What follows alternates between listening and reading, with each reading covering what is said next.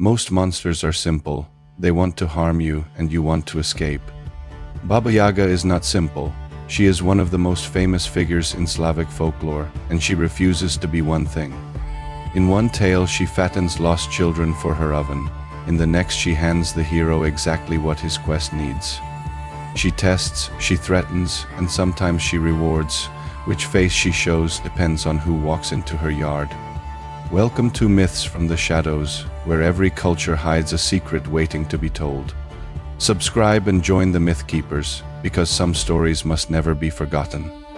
We meet her most often in the Russian tales, though her cousins haunt forests across the Slavic world. The versions we know best were gathered in the 19th century by Alexander Afanasiev. He set in print what had only lived in voices, passed from teller to teller across long winters. So there is no single official Baba Yaga, there is a whole forest of her. Her appearance holds steady even when her mood does not. She is ancient, bent and bony. Her nose is long and hooked, in some tellings grown into the ceiling of her hut. Her teeth are iron in many versions, made for grinding. One leg is described as a leg of bone, which is why she is called Baba Yaga, the bony leg. She sprawls across the great stove that fills her home. From that stove she knows the moment you arrive. A visitor steps inside, and she lifts her head and breathes in. Then she snarls the same line she snarls across the tales. She complains that she smells a Russian scent, the living smell of a human on the cold.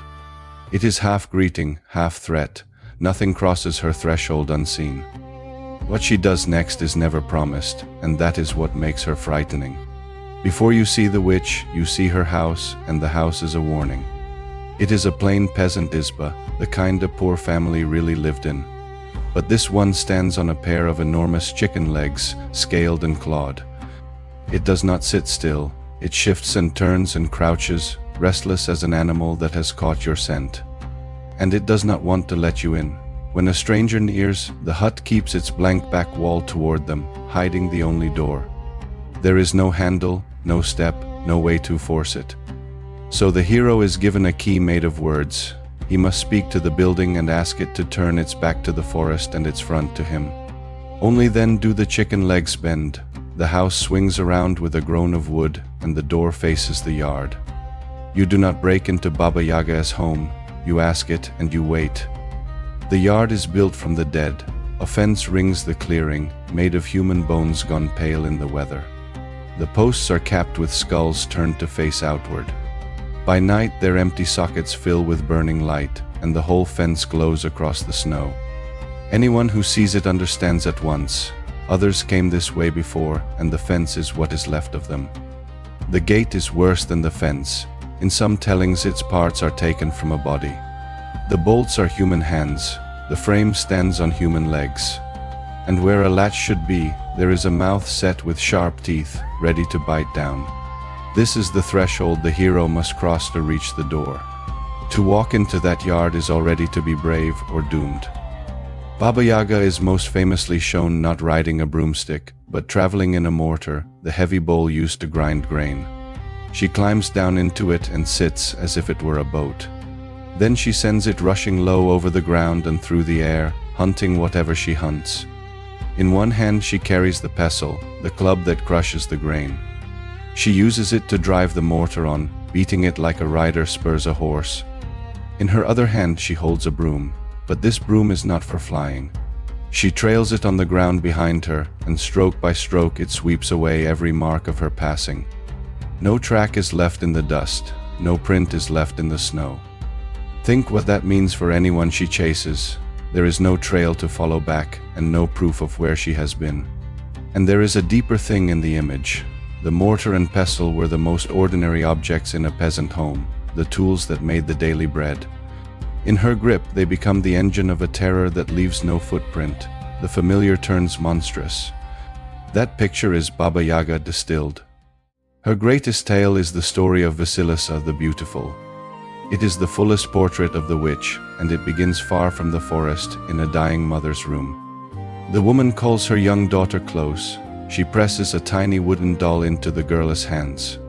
She tells Vasilisa to keep it secret, to show no one, and to feed it whenever trouble comes.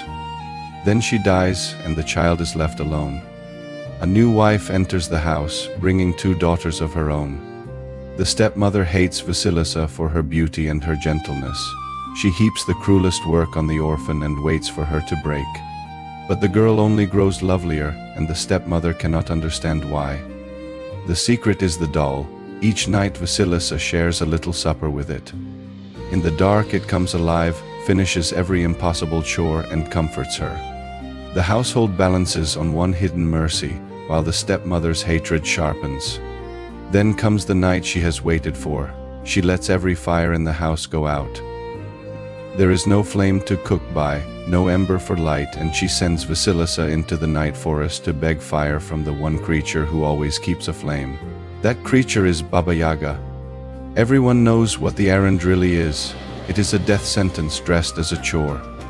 Vasilisa takes her doll and steps under the black trees. She walks toward the place no one returns from. As she walks, the forest shows her 3 riders. A horseman all in white gallops past, and dawn breaks behind him. Later a horseman all in red rides by, and the sun climbs the sky. At last, near the clearing, a horseman all in black sweeps past, and night falls at once. Vasilisa watches each one and says nothing. Then the trees open. She sees the hut on its legs, the bone fence and the glowing skulls. She has arrived. Baba Yaga comes home in her mortar and smells the living girl. She does not eat her. She strikes a bargain. Vasilisa may have her fire, but only if she earns it with work. Then she piles on the tasks, each impossible. The girl must cook and clean the whole house. She must sort a huge heap of good grain from spoiled by morning. The next night she must pick the dirt from a mountain of poppy seed. Fail, and she will be eaten. Each night Vasilisa feeds her doll and weeps that the work cannot be done. Each night the doll tells her to sleep, and by morning it is finished. The grain is sorted, the seed is clean, the house gleams. Baba Yaga returns and finds nothing she is allowed to punish. So instead of striking, she begins to ask questions. She asks how the girl manages such labor, and the tale turns on the care of a single answer. Vasilisa has questions of her own, and she dares to ask them. She asks about the 3 riders on the road. Baba Yaga answers plainly. The white rider is her bright day. The red rider is her red sun. The black rider is her dark night. They are her servants, and they belong to her. But Vasilisa says nothing about the disembodied hands she has glimpsed serving in the hut. She holds that question back, and that silence saves her life. The witch tells her so. She says too much knowing is dangerous, and she does not keep those who ask about her walls. Then she asks again how the girl finishes the work. Vasilisa answers that she is helped by her dead mother's blessing. At the word blessing, the witch recoils. She wants nothing blessed under her roof. She drives the girl out through the bone gate, but she does not send her away empty-handed. She gives Vasilisa exactly what she came for. From the fence she lifts a skull, its sockets burning bright, and fixes it on a stick. "Here is your fire," she says. "Carry it home." Vasilisa walks back through the forest with the skull blazing before her. More than once, in fear, she thinks of throwing it away, but each time a voice from the skull tells her to keep walking. So she does, all the way home. She reaches the house, and the stepmother and stepsisters meet her at the door. They have had no fire the whole time she was gone. They take the skull inside almost gladly. Then its burning eyes turn on them and fix them where they stand. They cannot look away, they cannot move. The fire pours out of the empty sockets, and by morning the 3 of them are ash. The cruelty that sent Vasilisa to die has devoured itself instead. The girl buries the skull, and her road turns toward a better life. It is worth pausing on those riders, because they show how large Baba Yaga is. She is not only a hag in a hut. In this tale she commands the day itself. The white rider brings the dawn. The red rider brings the red sun. The black rider draws down the night. They ride out and back at her word, and the wheel of light obeys her. Most witches are creatures of the dark alone. They dread the morning and hide from the sun. Baba Yaga is different. The dawn, the sun, and the night are her servants. She does not skulk at the edge of the world as order. In this telling she sits near its center, with one bony hand on the turning of the days. The girl who begged a coal had brushed against something far larger than a forest hag. Vasilisa met one Baba Yaga, but the tales hold many. In some there are 3 of them, sisters who share the name. The hero reaches the first sister's hut, and she sends him to the second. The second sends him to the third and eldest. Each is older and more dangerous than the last, and each in the end helps him on his way. The terror at the door becomes a grudging guide. This is her other great role, the giver. Again and again the hero on an impossible quest comes to her hut. She growls, she threatens, she smells the living scent. But if he speaks with respect, shows courage and answers wisely, the threat softens into aid. She feeds him and lets him sleep. Then she gives him the thing the quest depends on. It might be a magic horse, or a ball of thread that rolls toward his goal, or the secret his enemy hides. Her reach stretches beyond her own hands. In one tale a flock of magic geese swans serve as her wings. A girl left to mind her baby brother wanders off to play. The geese swans swoop down and carry the boy to the witch. The sister runs after them into the forest.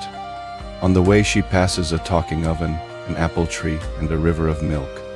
At first she is too proud to take their humble food, and they will not help. She finds her brother in the hut and snatches him back. Then she flees home with the geese swans shrieking behind her. This time she humbly takes what they offer, and one by one they hide her until she is safe. And the darker face is just as real. In many tales Baba Yaga is the child-eating ogress the bone fence promises. She snatches the young and the lost and means to roast them in her oven. The only escape is cunning. The captive asks her to show how to sit on the long baker's peel. When the witch climbs on to demonstrate, she is shoved into her own oven and the door is barred. The eater is nearly eaten. The forest keeps both tales side by side and asks you to hold them at once. So why is one old woman both killer and helper? Here we leave the tales and step into interpretation, so take this as a reading, not fact. The folklorist Vladimir Prop studied the deep structure of these stories. He argued that Baba Yaga guards a border. Her hut, he suggested, stands on the line between the land of the living and the land of the dead. In that reading, much of the strangeness clicks into place.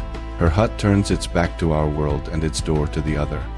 Her single leg of bone marks her as not fully alive. The fence of bones is the boundary wall, and crossing her yard is a crossing between worlds. The hero who enters and returns has gone into death and come back changed. The witch keeps that passage, and the keeper can let you through or hold you forever. This is one scholar's theory, drawn from patterns across many tales, and others read her differently. Some look for an older figure beneath the hag. They imagine a forgotten goddess of forest or fate or death. There is no firm proof of that, and we should say so plainly, what the stories give us is enough. She is the guardian of the threshold, the test at the edge of the known world. Answer her well, and the door may open. Answer her badly, and you will not come home. So we come back to the knock at the door. Baba Yaga has lasted for centuries because she will not be tamed into a simple villain. She is the deep forest given a face. She is old age, hunger, and the dark. And she is also wisdom, help, and the gift that ends the quest. She cannot be flattered, and she cannot be fooled for long. She can only be faced, honestly and bravely, exactly as you are.